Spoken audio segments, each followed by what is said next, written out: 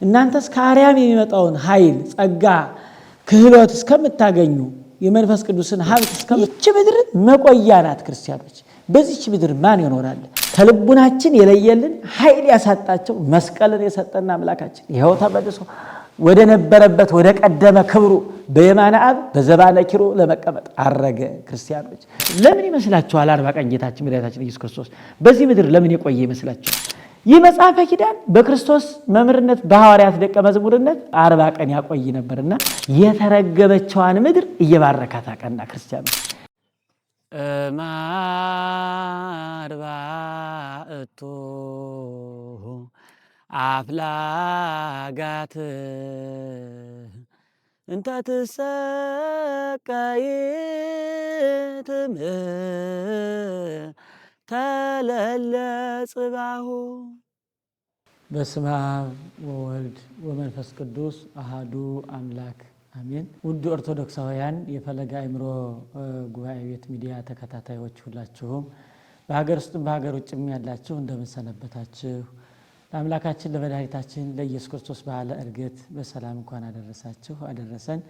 በእውኑ በተወሰኑ ሳምንታት ጊዜ አልነበርንም። አንዳንድ ጉዳዮች ያልተሟሉ ስለነበሩ በዚያ ምክንያት ጠፍተን ሰንብተናል። ከትንሣኤ ወዲህ አልመጣንም። ዛሬ በ40ኛው ቀን መልሰን እየተገናኘን ነው። እስካሁን ድረስ የጠበቀን የመገበን ያልተለየን የአባቶቻችን አምላክ ሕያው ባሕርይ ልዑል እግዚአብሔር ዛሬም ዘወትርም የተመሰገነ ይሁን።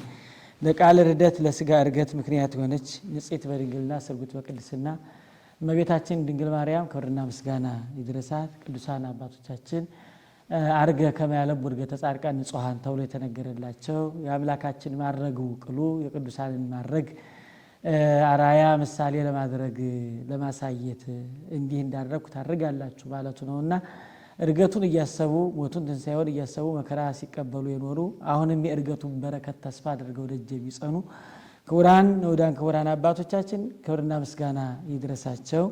በእውኑ እግዚአብሔር አምላካችን እንደወደደና እንደፈቀደ ለተወሰነ አጭር ደቂቃ በዕርገት ውስጥ ያሉ የቤተ ክርስቲያናችን መጻሕፍት ስለ ዕርገት የተናገሩትን አባቶቻችን ያስተማሩትን የተናገሩትን መንፈስ ቅዱስ የገለጸላቸውን በተወሰነ መንገድ ለእናንተ ማድረስ እንሞክራለን። አምላካችን ምስጢር ገላጭ ሕይወት ለዋጭ ነውና ለእኔም የምናገርበትን ለእናንተም የምታስተውሉበትን መልካም አእምሮ እግዚአብሔር ያድለን። ወደ በዓለ ዕርገቱ ዝርዝር ሀሳቦች ነው ማልፈው አጠር አድርጌ ለማቅረብ እሞክራለሁ። እናንተም ነቅታችሁ ተግታችሁ ሕሊናችሁን ሰብስባችሁ በዚህ በሚዲያችን የሚተላለፉትን ትምህርቶች ላልሰሙ እንድታሰሙ፣ ላልደረሱ እንድታደርሱ፣ ላላዩ እንዲያዩ እንድታደርጉ በዚሁ አጋጣሚ መልእክቴን አስተላልፋለሁ። አምላካችን እግዚአብሔር ምስጢሩን ጥበቡን ይግለጽልን። እንግዲህ ጌታችን መድኃኒታችን ኢየሱስ ክርስቶስ አረገ ብለን ከመናገራችን አስቀድሞ የዕርገቱን ታሪክ ከመናገር አስቀድሞ አረገ ለማለት መጣ ወረደ የሚለውን መናገር ያስፈልጋል። ምንም እንኳን አምላካችን መድኃኒታችን ኢየሱስ ክርስቶስ የመምጣቱን የመውረዱን ሰው የመሆኑን ዝሮ የማስተማሩን መከራ የመቀበሉን የመሞት የመነሳቱን ነገር ባለፉት ጊዜያት ከልደቱ ጀምረን ከጽንሰቱ ጀምረን 33 ዓመት ጉዞውን ስደቱንም ያሉትን ሁሉ እያየን የመጣን ቢሆንም እንኳን አረገ ከሚለው ደርሰናል እና ይህን ታሪክ መለስ አድርጎ ማየት ያስፈልጋል። ወደ ኋላ ያለውን ትምህርት ላልተከታተሉ ድንገት ከዕርገቱ ላይ ዛሬ የሚሳተፉ ሰዎች ስለ ዕርገቱ ብቻ ስንናገር ወደ ኋላ ያለውን መነሻ ያስፈልጋልና እርሱን እንዲሰሙ ለማለት ነው። የጌታችን የአምላካችን የመድኃኒታችን ኢየሱስ ክርስቶስ ዕርገት በሁለት ይከፈላል። ዕርገት በሁለት ይከፈላል። የመጀመሪያው ዕርገት አምላክ ሰው ሲሆን እመቤታችን ይኩነኒ በከመ ትቤለኒ ብላ ስትናገር መልአኩ ቅዱስ ገብርኤል ትጸንሻለሽ ከሶስቱ አካል አንዱ አካል ወልድ በማኅፀንሽ ያድራል ብሎ ሲናገር ያን ጊዜ እመቤታችን እሺ እነሆ ባሪያው እኔ ያለሁ ብላ ስትናገር ስጋ የባህሪ አምላክ ሲሆን የኔና የናንተ ስጋ የአዳም ስጋ አምላክ የተዋሃደው ስጋ ባህሪ የመለኮትን ገንዘብ ያደረገው ስጋ በዘባነ ኪሩብ ሰማየ ሰማያት ወጥቶ ዓለምን በመሃል እጁ የያዘው በማኅፀነ ማርያም ነው።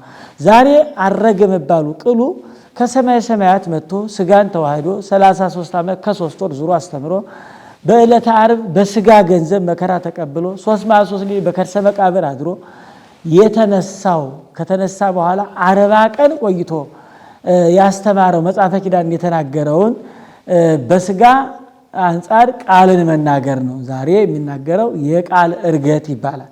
የቃል እርገት የአካላዊ ቃል እርገት ነው። የስጋ እርገት በማህፀን የቃል እርገት በ40 ቀን ስለሆነ ዛሬ ከተነሳ በ40 ቀን አረገ ብለን ስንናገር መጣ ወረደ ሄደ እንዲህ ተብሎ የማይነገርለት የነበረው ረቂቅ መለኮት ግዙፍ ስጋን ተዋህዶ በዚህ ዓለም ኑሮ 33 ዓመት ከ3 ወር ኑሮ 3 ሌሊት በከርሰ መቃብር አድሮ ወደ አባቱ በስልጣን በክብር በይባቤ አረገ ተብሎ መነገሩን እንደሆነ ልብ ሊሉ ይገባል። ታዲያ አምላካችን መድኃኒታችን ኢየሱስ ክርስቶስ በዚህ ሰዓት ለደቀ መዛሙርቱ እንዲሁም ለ120 ቤተሰቦቹ ያስተማራቸው አንድ ትምህርት አለ። እርሱን መነሻ አድርገን ነው የምንቀጥለው። አንትሙሰ ንበሩ ሀገረ ኢየሩሳሌም እስከ ትለብሱ ኃይለ እማርያም፣ እናንተስ ከአርያም የሚመጣውን ኃይል ጸጋ ክህሎት እስከምታገኙ የመንፈስ ቅዱስን ሀብት እስከምታገኙ ድረስ በኢየሩሳሌም ጸንታችሁ ቆዩ ይላቸዋል። የሉቃስ ወንጌል ምዕራፍ 24 ከቁጥር 39 ላይ እናገኘዋለን። አንትሙሰ ንበሩ ሀገረ ኢየሩሳሌም እስከ ትለብሱ ኃይለ ማርያም። ውድ ኦርቶዶክሳውያን ይህ ቃል አምላካችን መድኃኒታችን ንጉሥ ክርስቶስ የተናገረው መለኮታዊ ቃል ነው። አምላካችን የተናገረው የአምላክ ትእዛዝ ነው። እናንተስ በኢየሩሳሌም ቆዩ ይላቸው። በኢየሩሳሌም ቆዩ እናንተ በኢየሩሳሌም ቆዩ ብሎ ነግሯቸዋል። ምን ነው በኢየሩሳሌም ቆዩ አላቸው? ከሰማይ ሰማያት የመጣበት ሰው ሆኖ መከራ የተቀበለበት መቃብርን ያክል ክፉ አስከፊ 5500 ዘመን የሰው ልጅን በሙሉ ሰባብሮ ይዝ የነበረውን ሙስና መቃብር ድል እስከ መንሳት የደረሰላቸው የሞተላቸው አይደሉምን? ለምንድነው ዕለቱን ይዟቸው ያላረገ? እስከምን ለምንድነው ቆዩስ ያላቸው የሚለውን ነገር በተወሰነ መንገድ እንመልከት። የተወሰኑ ነጥቦችን እናንሳ። እናንተስ በኢየሩሳሌም ቆዩ ብሎ የተናገረበት አንደኛ አምላካችን እግዚአብሔር ኢየሩሳሌም መቆያ እንጂ መኖሪያ አይደለችም ሲነግራቸው። ምክንያቱም 33 ዓመት ከ3 ወር በኢየሩሳሌም ቆይቷል እንጂ መኖሪያ አይደለች። ይህች ምድር መቆያ ናት። ክርስቲያኖች በዚህች ምድር ማን ይኖራል? ቢሾም ቢሸለም ቢበላ ቢጠጣ ቢደምቅ ቢያምር ቢጋምር ምንም የቱንም ያክል ደስተኛ ነኝ ብሎ ቢያስር በዚህች ምድር ይኖራል? ክርስቲያኖች ቆዩ አለ። መቆያ ናት ኢየሩሳሌም መቆያ እንጂ መኖሪያ አይደለችምና በዚህ ቆዩ ብሎ ነገራቸው። ይሄ የመጀመሪያው ነው። ሁለተኛው ትእዛዝ ነው። ይህን አድርጉ ይህን አታድርጉ ከበዝ ግበሩ ለቢጽክሙ እያለ ያስተምር ይመክር ነበርና አምላካችን መድኃኒታችን ኢየሱስ ክርስቶስ ልክ ትእዛዙን ለፈጸሙ በሕጉ ለጸኑ አምላካችን እግዚአብሔር እንዲያ እንደሱ እያዩት ማድረግ በሚታይ ስጋ መንግሥተ ሰማያት መግባት ትንሣኤ ዘጉባኤን ዘለክብር መነሳት አለና እናንተስ በዚህ ቆዩዋል። አዎ ይህንን መልካም ሽልማት በጎ የሆነ ጸጋ የሚያገኙት የአምላካችን ትእዛዝ ለጸኑ ነው። የአምላካችን ትእዛዝ ለጠበቁ ሕጉን ለጠበቁ በትእዛዙ ለጸኑ ሕጉን ለጠበቁ በስርዓቱ ለሄዱ አምላካችን እግዚአብሔር ልክ እንዲህ ታርጋላችሁ ብሎ የሚሰጣቸው ነውና ሁለተኛው ትእዛዝ ነው። ትእዛዙን እንድንፈጽም አምላካችን እግዚአብሔር ይርዳል። ቆዩን በተባልንበት እንድንቆይ፣ አድርጉ የተባልነውን እንድናደርግ፣ ስሩ የተባልነውን እንድንሰራ፣ ተው አታድርጉ የተባልነውን እንድናደርግ። በውኑ ይህ ስጋችን አድርጉ ከተባልነው ይልቅ አታድርጉ የተባልነውን የሚሰራ፣ ፈጽሙ ከተባልነው ይልቅ አትፈጽሙት የተባልነውን የሚፈጽም ነውና አድርጉት የተባልነው ቆዩ ነው የተባልነው። በኢየሩሳሌም ቆዩ ብሎ ነገራቸው። ሌላኛው ይሄ ነው። ሶስተኛ ኢየሩሳሌም የቤተ ክርስቲያን የቤተ ጉባኤ ምሳሌ ናት። በኢየሩሳሌም ቆዩ። ዝም ብሎ ቆዩ አላላቸውም አምላካችን እግዚአብሔር። መቆየት መልካም ነው። እግዚአብሔርን ደጅ መጽናት መልካም ነው። እግዚአብሔርን መጠበቅ መልካም ነው። ትእዛዘ እግዚአብሔርን መፈጸም መልካም ነው። ያውም ደግሞ በቤተ ክርስቲያን ሲሆን ትእዛዘ ቤተ ክርስቲያንን አጽንተን መቆየት እንዳለብን በቤተ ክርስቲያን ቆዩ አላቸው። ምክንያቱም በቤተ ክርስቲያን ቆዩ ማለቱ እንዲህ አይደለም። አሁን ቀጥሎ የሚያመጣው መልእክት አለ። ያድገክሙ ጓለማውታ ተኮኑ አነ ፈኑ ጰራቅሊጦስ መንፈሰ ጽድቅ፣ የእውነት መንፈስ አጽናኝ የሆነ መንፈስ ቅዱስን እልክላቸዋለሁ የሚል ነውና ያ ጸጋ መንፈስ ቅዱስ ያ ሀብተ መንፈስ ቅዱስ ያ ኃይለ መንፈስ ቅዱስ የሚገኝባት ንጽሕት ጽድልት ብሪት የሆነች በስርዓቷ በትእዛዟ በሕጓ በሚጸኑ በቤተ ክርስቲያን ለጸኑ ለቀኑ ነውና እናንተስ በኢየሩሳሌም ቆዩ አላቸው። አምሳለ ኢየሩሳሌም ይሏታል አባቶቻችን። ባኪ እምነ ቅድስት ቤተክርስቲያን ምራተ መድን አምሳለ ኢየሩሳሌም የኢየሩሳሌም አምሳል የሰማያዊቷ ከገቡ መውጣት ካገኙ ማጣት የሌለባት እረፍት ያለባት ቆዩ ብሎ የእግዚአብሔርን ድምፅ የሚሰሙባት ብቸኛዋ ኢየሩሳሌም እንተ በምድር ስራዊሃ ወበሰማይ ጽያታ ላይ ተነገረች ኢየሩሳሌም ቤተክርስቲያን ናትና በቤተክርስቲያን ቆዩ ሲላቸው በዚያው አንፃር ኢየሩሳሌም የቤተ ጉባኤ ሐዋርያት ወንጌልን የተማሩባት ስርዓት ያጸኑባት ምስጢር ያገመሩባት ኃይለ ቃል የተረጎሩባት ክርስቶስ ጋር የተናጋገሩባት እውሩ ሲበራ ለምጻሙ ሲነጻ ሞቱ ሲነሳ ድውዩ ሲፈወስ ያዩባት ምስጢር ያገመሩባት ቦታ ናት ኢየሩሳሌም። ያቺ ኢየሩሳሌም ጉባኤ ቤት ናት። በጉባኤ ቤት ቆዩ።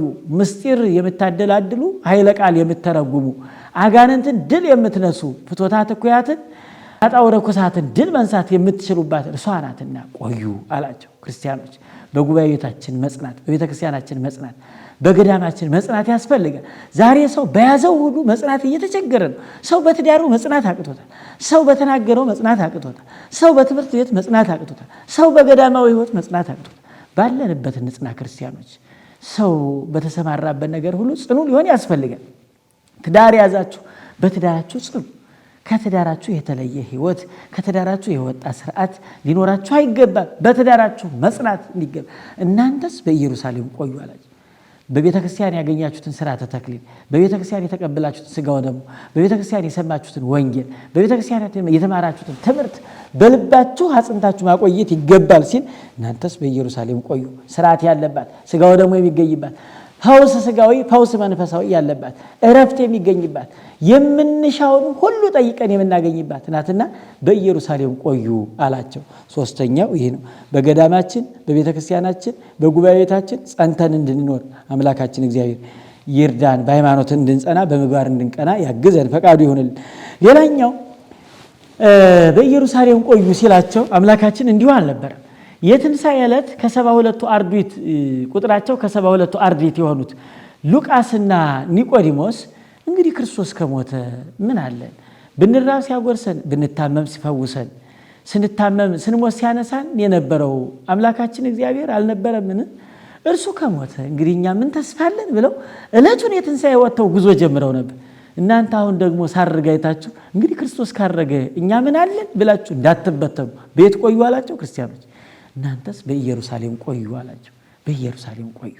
አዎ በተወሰነ መንገድ ስለት ተስለን ጸሎት ጸልየን ልመና ለምነን ፈጥኖ እግዚአብሔር የሰማን አልመስለን ሲል እስኪ እንጽና፣ እስኪ ትንሽ እንጠብቀው። እግዚአብሔር ያረመም ከመዘይሰም ያጎነዲ ከመዘይሁ እንደማይሰጥ ያዘገያል እንደማይሰማም ዝም ይላል ብሏል እና ስለዚህ አምላካችን እግዚአብሔርን በምንጠብቀው መንገድ መጠበቅ አስፈላጊ ነገር ነውና ከተስፋ መቁረጥ እንግዲህ ክርስቶስ ተነስቷል እንግዲህ ክርስቶስ ሙቷል ብለው ትንሣኤውን ሳይነግሯቸው ሳይሰሙ እነ ማርታ እነ ማርያም መግደላዊት ሌሎችም ቅዱሳት አንስት ሐዋርያት ወንድሞቻቸው ሰምተው እየተጠባበቁት ያለውን የትንሣኤውን ምስጢር ባይናቸው ሳይዩት ጉዞ ይጀምራሉ። በሆነ ትንሣኤውን ምስጢር ሰምተናል። የራሳችን ትንሣኤ ዘጉባኤ እስከምናየው ድረስ በሃይማኖቱ መጽናት በምግባሩ መቅናት ያስፈልጋል እና አሁንም ክርስቶስ አረገ ሄደ።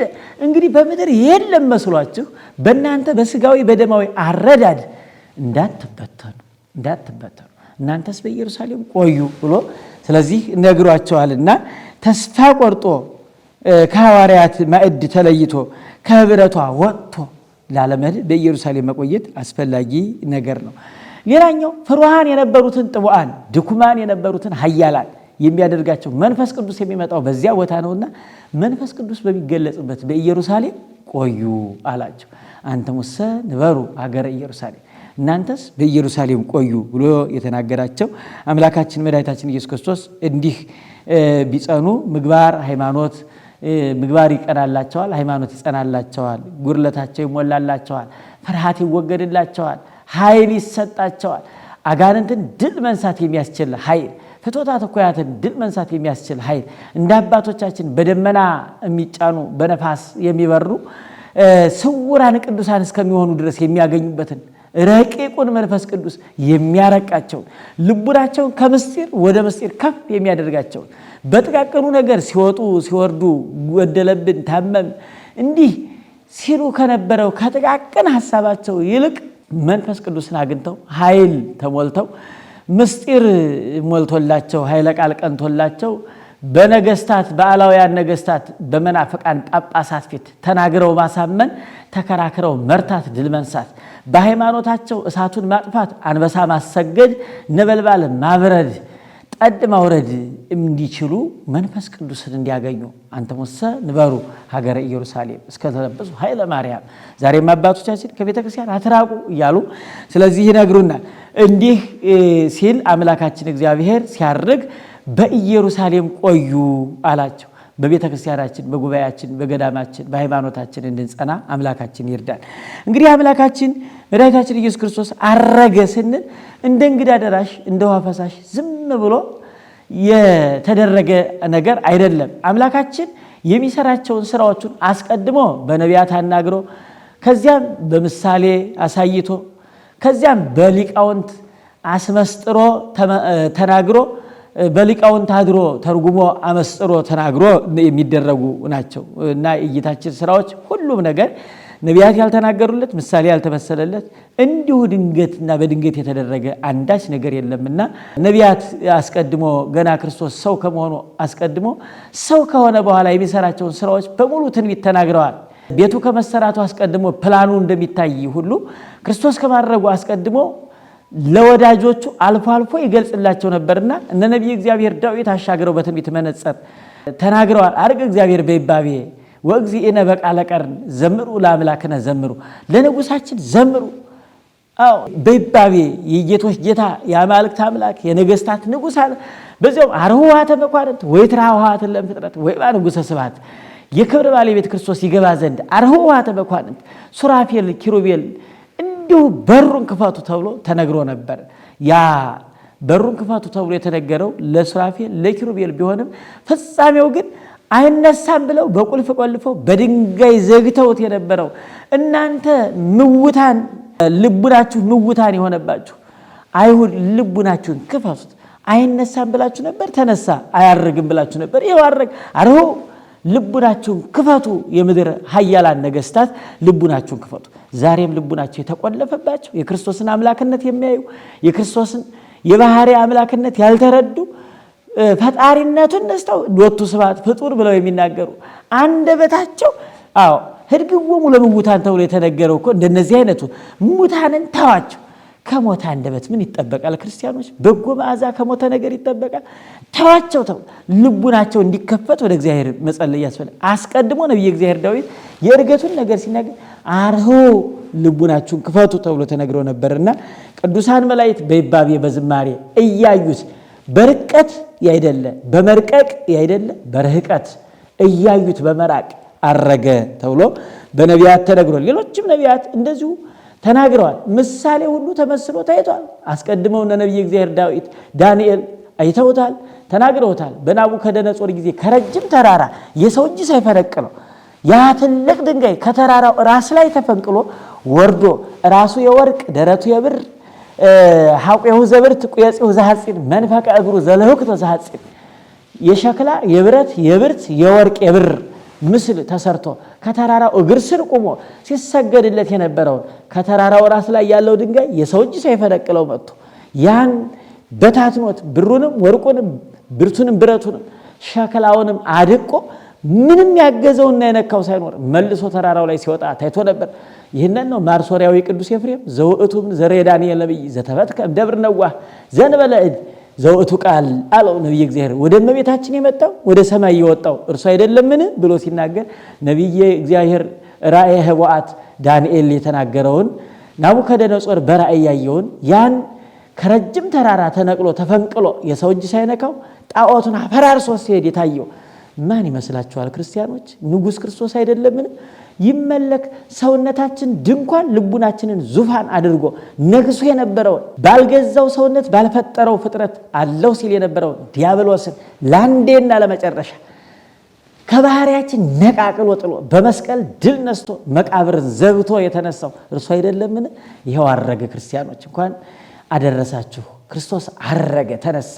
ልክ በናቡከደነጾር ታይቶ የነበረው በነቢየ እግዚአብሔር ዳንኤል የታየው ያ ሕያው እብን ጠላት የሚያደቀው አጋንንትን ከልቡናችን የለየልን ኃይል ያሳጣቸው መስቀልን የሰጠና አምላካችን ይኸው ተመልሶ ወደ ነበረበት ወደ ቀደመ ክብሩ በየማነ አብ በዘባነ ኪሩ ለመቀመጥ አረገ። ክርስቲያኖች ቀድሞ በትንቢተ ነቢያት በምሳሌ አበው የታየው ነው። እርሱም ራሱ እምድረ ተላልኩ እምድር እስብ ኩሉ ሀብዬ እንዲህ እንደመጣው ጻድቃንን ሁሉ ይዤ እወጣለሁ ብሎ ተናግሮ ነበርና ያን የተናገረውን እንዲህ ስመጣ እንዳያችሁ እንዲህ እወዳለሁ፣ ለእናንተስ ወደ አባቴ ወደ አብ ብሄድ ይሻላችኋል እያለ ይነግራቸው ያስተምራቸው የነበረውን የተናገረውን ነገር እርሱ ተፈጸመ። በኋላም የተነሱ ሊቃውንት አባቶቻችን በሰፊው የነገረ ዕርገቱን ምስጢር አመልተው አስፍተው ተናግረውታል። አባቶቻችን ልሳነ እፍረት ብፁዕ ዮሐንስ አፈወርቅ በድርሳኑ ሐዋርያው ቅዱስ ጳውሎስ የተናገረውን በተረጎመበት ድርሳኑ እንዲህ ሲል ይናገራል። ወይቤሎ ለዝንቱ ሥጋ ንበር በየማኔ ዘሰማ ቅድመ ወይብል መሬት አንተ ወትገብ ውስተ መሬት፣ አንተ መሬት ነህ ወደ መሬት ትመለሳለህ ብሎት የነበረውን ሥጋ በዘባነ ኪሩ በየማነ አብ አስቀመጠው ብሎ ይናገራል። አምደ ሃይማኖት ከበኢትዮጵያ የሆነው አባ ጊዮርጊስ ዘጋስጫ ማኅተመ አበው እንዲህ ሲል ይናገራል። ወይዜኒ ንግበር በዓለ ወንጸውዖሙ ለአበዊነ ቅዱሳን ና አዳም ናሁ ተፈጸመ ለከ ተምኔትከ ዘሰማይኮ በቃሉ ለእግዚአብሔር አዳም ኮነ ከማሃዱ ምኔነ፣ እንደኛ ሆነ ተብሎ የተነገረው ያ በእግዚአብሔር አንደበት የሰማው አዳም ከኛ እንዳንዱ ሆነ ተብሎ የተነገረው ምስጢር ተፈጸመልህ እና የዕርገቱን በዓል እናክብር። ንኢ ኦ ሔዋን እምነ ተፈሲ ዝኩ ዘወለደቶ ወለትኪ ባንቀጸ ሥጋ እህቱም ተለአለ ወአርገ ሀባቡ ሰማያዊ። እነሆ በእህቱም ድንግልናዋ የወለደችው ያ የባህሪ ልጇ አርገ ወተለአለ ሀባቡ ቀዳማዊ ነጸረቶ ቀድመ ሀበ አርዳዊሁ ቡሩካን ይላል። ከደቀ መዛሙርቱ ጋር ቁማ እያየችው በእህቱም ድንግልና ወልዳ ያሳደገችው ልጇ ሲያርግ አይቸዋለችና ሔዋን ሆይ ነይ ደስ ይበልሽ የዕርገቱን እንዲሁ በአንቺ ምክንያት ወረድን ተብሎ እንደተነገረ ሁሉ ካንቺ አብራክ በተገኘችዋ በዳግሚት ሔዋን በእመቤታችን በእህቱም ድንግልና የወለደችዋ እናትሽ ልጅሽ እናትሽም ልጅሽም እመቤታችን ቅድስት ድንግል ማርያም ከሐዋርያት ጋር ቁማ ልጇ ሲያረጋየችው ነይ ደስ ይበልሽ ነአ አብርሃም ይለዋል። ይቀጥልና ነአ አብርሃም ከመትግበር በዓለ ዕርገቱ ምስሌነ ዝኩ ዘሐፀብኮ እገሪሁ አርገ ውስተ ሰማያት፣ ያ በመምሬ ዛፍ ስር ቁጭ ብሎ እግሩን ያጠብከው አዝለህ ወደ ድንኳኑ ያስገባኸው ያኮ አረገ እና ይለዋል። ነአ ያዕቆብ ንግበር በዓለ ዕርገቱ ምስሌነ ዘነጸርኮ በአምሳለ ሰዋስው፣ በመሰላ ሲወጣ ሲወርድ ያየው ምንትኬ ሰዋስው ዘንበለ ዕርገተ ሥጋሁ ለክርስቶስ፣ ከክርስቶስ ሥጋ ከሰማይ መጥቶ ወደ ሰማይ ከመመለሱ ከቃል እርደት ከሥጋ እርገት በቀር ሌላ ምን ይመስልሃል?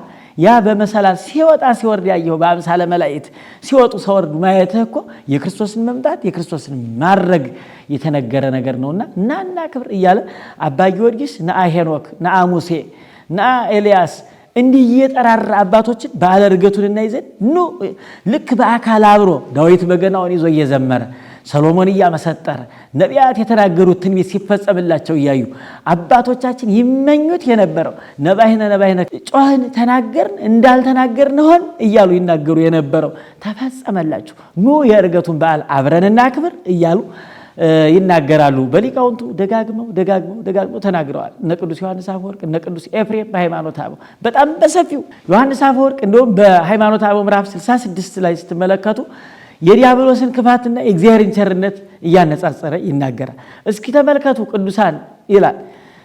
ዲያብሎስ በክፋት ከገነት ገነት እንግዲህ ከጠፈር በታች በምድር ያለች ዓለመ ምድር ናት ገነት። እኛ ከምንኖርበት ዓለም ከፍ ብቅ ያለች ከሰማያዊው ዝቅ ያለች ዓለመ መሬት ናት። ከአምስቱ ዓለመ መሬት አንዷ ናት ገነት። ዲያብሎስ በቅናቱ በመቀኝነቱ ከዚያች ገነት አስወጥቶ ወደዚህ ምድር ወረወረን። አርቄ የጣልኩ መስሎት ነበራል። እግዚአብሔር ቸር ነው። በዘባነ ኪሩቤል ሰባቱን ሰማያት አሳልፎ ዓለምን በመሃል እጁ እንዲይዝ አደረገው። የእግዚአብሔር ቸርነት በውኑ የኔና የናንተን ሥጋ የባህሪ ገንዘቡ የሆነውን አምላክነቱን አዋህዶ ሰው አምላክ እንዲሆን አድርጎ የሰው ባህሪው የሰው ባህሪው ከባህሪ አምላክ ጋር አንድ ሆኖ ተዋህዶ ሰማያትን ዓለማትን በሙሉ ፍጥረታትን በመሃል እጁ እንዲይዝ አደረገው። እንዲህ ያሉ አባቶቻችን የእርገቱን ምስጢር እያመሰጠሩ የተናገሩለት ምስጢር የተነገረለት ትርጓሜ የተረጎመለት በጣም ሰፋ ያለ ታሪክ ያለው ነው ባለ እርገቱ። እንግዲህ አምላካችን እግዚአብሔር እናንተስ በኢየሩሳሌም ቆዩ ብሎ እስከሚናገር ድረስ ከተነሳ በኋላ 40 ቀን አብሯቸው ቆይቷል። ክርስቲያኖች ሐዋርያትን 40 ቀን በዚህ ምድር ተበላሹ። ለምን ይመስላችኋል? 40 ቀን ጌታችን መድኃኒታችን ኢየሱስ ክርስቶስ በዚህ ምድር ለምን የቆየ ይመስላችኋል? 33 ዓመት ሲኖር አንድ ቀን እረፍት ያልሰጠች ምድር ናት። ውሃ ጠማኝ ሲላቸው ሐሞት ሆምጣጤ የሚሰጡ ሰዎች ያሉባት ምድር ናት። ምንም እንኳን እረፍት የሌለትም እንደተነሳ ለምንድን ነው በዚያው በተነሳው ስጋው ያላረገ 40 ቀን የቆየ ለምን ይመስላችኋል? ክርስቲያኖች 40 ቀን የቆየበትን ምክንያቶች አጠር ጠቅልል አድርገን ስንመለከት አንደኛ አምላካችን እግዚአብሔር ከተነሳ በኋላ 40 ቀን ማድረጉ ፍጹም የሰውን ስጋ እንደተዋሃደ ሲያስረዳ ነው። ለምን ቢባል ምታት እንዳይደለ ትንሳኤው ምታት እንዳይደለ 40 ቀን ሙሉ እየተማሩ እየዳሰሱት የተወጋውን ጎኑን የተቸነከረውን እጁን እየዳሰሱት እያሳያቸው እነ ቶማስ እጃቸውን አስገብተው ጎኑን እየዳሰሱ አካሉን እያዩ በጥብርያዶስ አሳ ሲያጠምዱ አሳውን ለማጥመድ በቀይ ጣሉ እያለ ሲነግራቸው ሲመክራቸው 40 ቀን ሙሉ ፍጹም ሰውነቱ እንደተነሳ ፍጹም የባህሪ አምላክ እንደሆነ ፍጹም የባህሪ አምላክ እንደሆነ በተዘጋው መቃብር መነሳቱ ፍጹም ሰው እንደሆነ ሲዳሰሱት ሲያዩት ሲያናግራቸው ሲመገብ አይተውታል ክርስቲያኑ። ስለዚህ ፍጹም እንደሆነ ያስረዳቸው ዘንድ 40 ቀን ቆይቷል። ሌላኛው ትልቁና ዋናው ምስጢር የሰው ልጅ ከአባት ዘር ከእናት ደም ተከፍሎ ከተጸነሰ በኋላ እስከ 40 ቀን ድረስ ውሃ በ40 ቀኑ ተስዕሎተ መልክ ይፈጸምለታል። እጅ፣ እግር፣ ዓይን፣ አፍንጫ እንዲሁ ቅርጽ አካል ይይዛል። ስለዚህ ፍጹም የሆነውን ርስታችን ልናገኘው የሚገባውን የኔና የናንተን ፍጻሜያችን ሲያሳየን በ40 ቀናችን ለሰው ልጅ የተሰጠችዋን ክብር እንደመለሰልን ሲያጠይቅ በ40 ቀኑ አድርጓል። አሁንም አዳም በተፈጠረ በ40 ቀኑ ልጅነትን ተሰጥቶት ነበር። በተፈጠረ በ40 ቀኑ ልጅነት ተሰጥቶ ነበር። በ40 ቀኑ የተሰጠውን ልጅነት ተሳስቶ ዕፀ በለስ በልቶ ምክረ ከይሲን ሰምቶ አምላክነትን ሽቶ ከገነት ወጥቶ ነበርና የተመኘውን አምላክነት እንደመለሰለት ፈጽሞ እንደሰጠው ወደ ጥንት አኗኗሩ እንደመለሰለት በታዘዘው ጸንቶ ቆይቶ ቢሆን አዳም ልክ ሊያገኘው የሚገባውን እንደፈጸመለት ሲያጠይቅ የምንሻውን የምንፈልገውን የማያጓድል አምላክ ነውና ያን የተመኘውን የአምላክነትና ሊገባበት ያሰበውን ቦታ ይገባበት ዘንድ በ40 ቀኑ አድርጓል። ክርስቲያኖች ክርስቶስ 40 ቀን የቆየበት ለሐዋርያት መጽሐፈ ኪዳንን አስተምሯል። በክርስቶስ መምህርነት በሐዋርያት ደቀ መዝሙርነት መጽሐፈ ኪዳን 40 ቀን ያቆይ ነበር ማለት ነው። በክርስቶስ መምህርነት በደቀ መዛሙርት በሐዋርያት ደቀ መዝሙርነት 40 ቀን የሚያቆየውን መጽሐፈ ኪዳን ቀዳማዊ መጽሐፈ ኪዳን ካል ተብሎ የሚነገር ግዙፍ የሆኑ ኪዳን ስላችሁ እናንተ ኪያከ ብላችሁ የምትገለገሉባትን እናገለግልባትን ምንገለገልበትን በ30 ደቂቃ ቤተክርስቲያን አገልግሎት የምትፈጽምበትን የኪዳን ስርዓት ብቻ ብላችሁ እንዳታስቡ። ያቺ ከብዙ ከጣና ባህር በጭልፋ እንደ መቅዳት ከትልቁ መጽሐፍ ተቀንሶ ቤተክርስቲያን በየዕለቱ የምትገለገልበትን ምእመናን ከአምላካቸው ጋር የሚገናኙበትን የጸሎት ክፍል ማምጣት ማለት እንጂ መጽሐፈ ኪዳን ተጠቅሎ እሱ ነው ማለት ግን አይደለም። ትልልቅ ግዙፍ የሆኑ 2 መጽሐፈ ኪዳን የሚባሉ መጻሕፍት አሉ። እነርሱን ያስተማራቸው ከተነሳ በኋላ ነው። ይህ መጽሐፈ ኪዳን በክርስቶስ መምህርነት በሐዋርያት ደቀ መዝሙርነት 40 ቀን ያቆይ ነበርና መጽሐፈ ኪዳንን እያስተማራቸው ለ40 ቀን ቆይቶ ታዲያ 40 ቀን ከቆየ በኋላ እየባረካቸው እያዩት እየባረካቸው አቀና ይላል። ወደ ላይ እየባረካቸው እነሱም ዓይናቸውን ወደ ላይ አቀንተው እጃቸውን ዘርግተው ጌታቸውን እያዩ ልቡናቸውን ከፍተው የሚደረገውን ተአምራት የመጡትን መላእክት የሚከናወነውን ስብሐት ምስጋና እየሰሙ እርሱም እየባረካቸው አቀና ይላል። ርግምተ ትኩን ምድር በእንቲአከ ተብሎ በአምላካችን አንደበት ተናግሮ ነበርና አዳም ወደዚህ ምድር ሲመጣ ርግምተ ትኩን ምድር በእንቲአከ ተብሎ ተረግሞ ነበር። የተረገመችዋን ምድር እየባረካት አቀና። ክርስቲያኖች እኔና እናንተ የምንኖረው በተባረከችዋ ምድር ነው። በተባረከችዋ ስራ የተረገመ ስራ እንዳንሰራ ማስተዋል ይጠይቀናል። ክርስቲያኖች የሚያስረግም ስራ መስራት አይገባም። እምንኖርባትን ምድር አምላካችን ሲያደርግ እየባረካት አቅንቷል። የተባረከች ምድር ናት። አባቶቻችን ኃይል ነስተውባታል። አባቶቻችን ገቢረ ተአምራት አድርገውባታል። አባቶቻችን መልካም ሥራ ሰርተውባታል። አባቶቻችን ተረዳድተውባታል። አባቶቻችን ከአራዊት ከእንስሳት ጋር አብረው ኑሮባታል። ባረኳታል። በተባረከችዋ ምድር የበረከት ሥራ መስራት እንጂ በተባረከችዋ ምድር የሚያስረግም ሥራ፣ በተባረከችዋ ምድር ርግመትን የሚያሳይ ሥራ መስራት አይገባም። ያ የርጉማን የአጋንንት፣ ያ የርጉማን የአይሁድ የክርስቶስን ሰው መሆን የክርስቶስን አምላክነት የማያምኑ ረድኤተ እግዚአብሔር የተለያቸው ሰዎች ሥራ ነው። ስለዚህ እኔና እናንተ በዚች ምድር ስንኖር የበረከት ሥራ መስራት ያስፈልገናል። የተራቡትን ማብላት፣ የተጠሙትን ማጠጣት፣ የታረዙትን ማልበስ፣ መደጋገፍ፣ መረዳዳት፣ ስለ እውነት መኖር፣ ፍቅርን፣ ሰላምን፣ አንድነትን፣ ትህትናን፣ ትዕግስትን ገንዘብ ማድረግ ያስፈልጋል። ክርስቲያኖች እየባረካት አቅንቷል።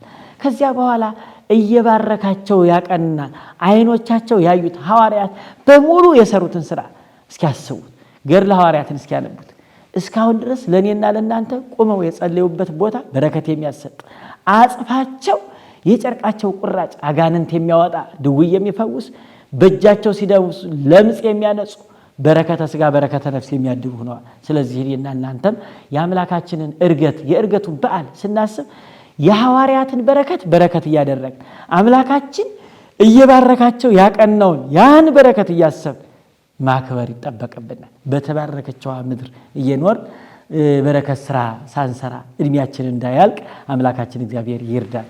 በውኑ ከዕርገቱ በረከት ረድኤት አምላካችን ያድለን። እንደ ሐዋርያት በረከት አገኝተን እንደ ሐዋርያት በጎ ሥራ ሰርተን በረከተ ምድር በረከተ ሰማይ እንድናገኝ አምላካችን ይርዳን። እኔም ተናግር ያለው ተናግሮ ከማጥፋት እናንተም ሰምታችኋል ሰምቶ ከማጥፋት እግዚአብሔር ይጠብቀን ይቆየን።